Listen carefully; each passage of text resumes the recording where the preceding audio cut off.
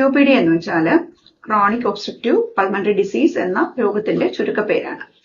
പേര് സൂചിപ്പിക്കും പോലെ ക്രോണിക് ആയിട്ട് ദീർഘനാളത്തെ നോക്ഷ്യസ് സബ്സ്റ്റൻസിന്റെ എന്ന് പറഞ്ഞാൽ നമ്മൾക്ക് ശ്വാസ സംബന്ധമായിട്ട് പ്രശ്നങ്ങൾ ഉണ്ടാക്കുന്ന പദാർത്ഥങ്ങളുടെ എക്സ്പോഷർ കാരണം ശ്വാസനാളത്തിൽ ഉണ്ടാകുന്ന ചുരുക്കമാണ് ക്രോണിക് ഒബ്സ്ട്രക്റ്റീവ് പൾമണറി ഡിസീസിന്റെ ഹേതു.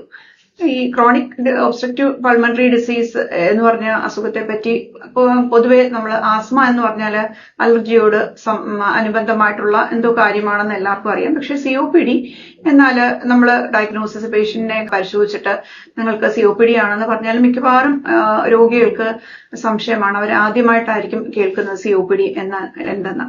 അപ്പം അതുകൊണ്ട് COPD എന്ന രോഗത്തെ പറ്റിയുള്ള അവബോധം രോഗികളുടെ ഇടയിലും പൊതുജനങ്ങൾക്കിടയിലും ആരോഗ്യ പ്രവർത്തകർക്ക് ഇടയിൽ അതിന് എന്തൊക്കെയാണ് നമ്മൾ നോക്കേണ്ടത് അത് എന്ന് വെച്ചാൽ അങ്ങനെ ഉള്ള രോഗികളിൽ നമ്മൾ കൊടുക്കുന്ന നൂതനമായിട്ടുള്ള ചികിത്സാ വിധിയെ പറ്റി ഒക്കെ ഡോക്ടേഴ്സിന്റെ ഇടയിലും ആരോഗ്യ പ്രവർത്തകരുടെ ഇടയിലും ഒരു അവബോധം ഉണ്ടാക്കാൻ വേണ്ടിയിട്ടാണ് നമ്മൾ COPD ഡേ ആചരിക്കുന്നത്. ഇപ്പോൾ COPD എന്ന് പറയുന്ന പോലെ chronic exposure to noxious materials എന്ന് വെച്ചാൽ ദീർഘകാലത്തെ ശ്വാസനാളങ്ങൾക്ക് ചേരാത്ത പദാർത്ഥങ്ങളുടെ എക്സ്പോഷർ കൊണ്ടുണ്ടാകുന്ന ചുരുക്കമാണ്. അപ്പോൾ ഈ ചുരുക്കം കാരണം നമ്മൾക്ക് സിംറ്റംസ് അനുഭവപ്പെടുക ശ്വാസതടസ്സമാണ്. ശ്വാസതടസ്സം, കഫം ഉള്ളതും ഇല്ലാത്തതുമായ ചുമ, ക്ഷീണം, നടക്കാനും നമുക്ക് റൂട്ടീൻ ആക്ടിവിറ്റീസ് ചെയ്യുമ്പോഴത്തേക്ക് നമുക്ക് ക്ഷീണം അനുഭവപ്പെടുക, ഇതൊക്കെയാണ് സാധാരണമായിട്ട് ഉള്ള COPDയുടെ സിംറ്റംസ്.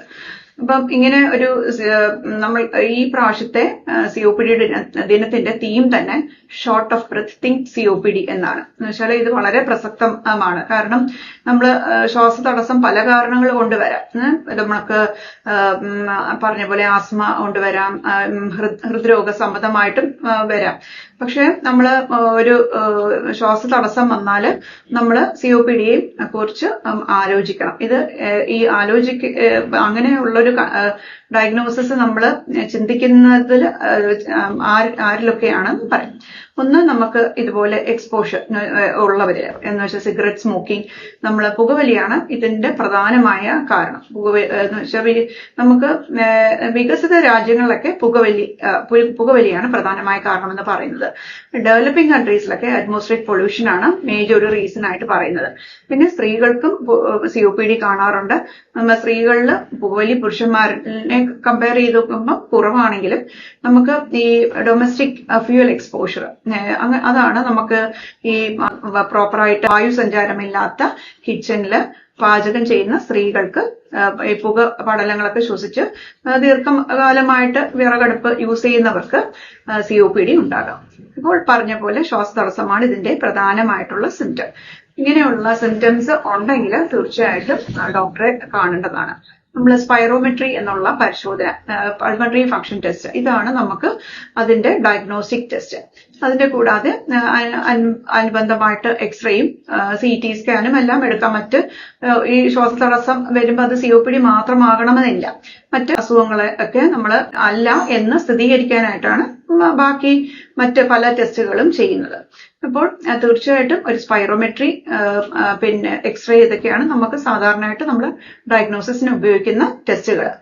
ഇത് കൂടാതെ ഒരാൾക്ക് COPD ഡയഗ്നോസ് ചെയ്തെന്നിരിക്കട്ടെ, നമ്മൾ ഇനി അടുത്ത ഘട്ടം നമുക്ക് ട്രീറ്റ്മെന്റ് ആണ്. ട്രീറ്റ്മെന്റ് ഇപ്പം ശ്വാസ സംബന്ധമായ രോഗികൾക്ക് ഉള്ള അസുഖങ്ങളുള്ള രോഗികൾക്ക് നമ്മൾ ഇൻഹേലർ രൂപത്തിലുള്ള മരുന്നുകളാണ് പ്രിസ്ക്രൈബ് ചെയ്യുന്നത്. ഇൻഹേലർ രൂപത്തിലുള്ള മരുന്നുകൾ എന്ന് വെച്ചാൽ കണിക രൂപത്തിലുള്ള മരുന്നുകൾ, നമ്മൾ ശ്വസിക്കുന്ന വായുവിനെ പോലെ കൺസിസ്റ്റൻസിയിലുള്ള മരുന്നുകളാണ്. അപ്പൊ നമുക്ക് ശ്വാസനാളങ്ങളിൽ ഡയറക്റ്റ് ആയിട്ട് ചെല്ലുകയും നമുക്ക് മറ്റ് ഈ COPD മിക്കവാറും ഒരു 35 വയസ്സ് കഴിഞ്ഞിട്ടാണ് കാണപ്പെടുന്നത്. ക്രോണിക് എക്സ്പോഷർ, നമ്മുടെ അതിന്റെ നോക്ഷ്യസ് ഫാക്ടേഴ്സ് എന്താണോ അതിന്റെ ക്രോണിക് എക്സ്പോഷർ കൊണ്ട് ഉണ്ടാകുന്ന അസുഖമായതുകൊണ്ട് മിക്കവാറും 35-40 വയസ്സിന് ശേഷമുള്ള ഇൻഡിവിജ്വൽസിലാണ് കാണുന്നത്. അപ്പോൾ നമുക്ക് അവർക്ക് മറ്റ് 40 വയസ്സും 45 വയസ്സ് കഴിഞ്ഞവരിലാണെങ്കിൽ മറ്റ് അനുബന്ധ അസുഖങ്ങളും കാണാം. അപ്പം അതുകൊണ്ട് നമുക്ക് പ്രോപ്പറായിട്ട് ഇവാലുവേറ്റ് ചെയ്യണം അങ്ങനെയുള്ള പേഷ്യൻസിനെ.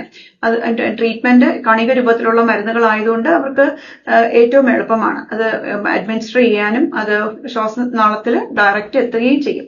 അപ്പൊ അതുകൊണ്ട് വളരെ സേഫസ്റ്റ് ആയ മരുന്നുകളാണ് ഇൻഹേലർ ഗ്രൂപ്പ് ഓഫ് മരുന്നുകൾ. പലർക്കും ഇൻഹേലർ മരുന്നുകളെ പറ്റി പല തെറ്റിദ്ധാരണകളും ഉണ്ട്.